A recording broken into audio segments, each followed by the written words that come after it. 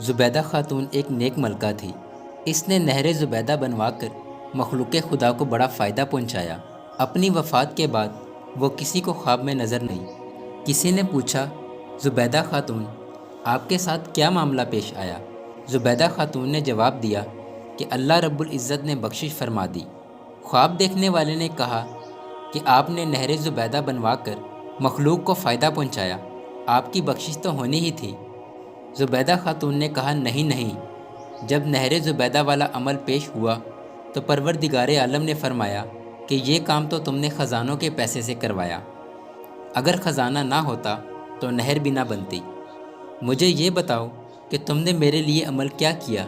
زبیدہ نے کہا کہ میں تو گھبرا گئی کہ اب کیا بنے گا، مگر اللہ رب العزت نے مجھ پر مہربانی فرمائی۔ مجھے کہا گیا کہ تمہارا ایک عمل ہمیں پسند آ گیا۔ ایک مرتبہ تم بھوک کی حالت میں دسترخوان پر بیٹھی کھانا کھا رہی تھی کہ اتنے میں اللہ اکبر کے الفاظ سے اذان کی آواز سنائی دی۔ تمہارے ہاتھ میں لقمہ تھا اور سر سے دوپٹہ سرکا ہوا تھا۔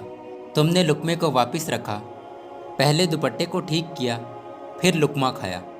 تم نے لقمہ کھانے میں تاخیر میرے نام کے ادب کی وجہ سے کی، چلو ہم نے تمہاری مغفرت فرما دی۔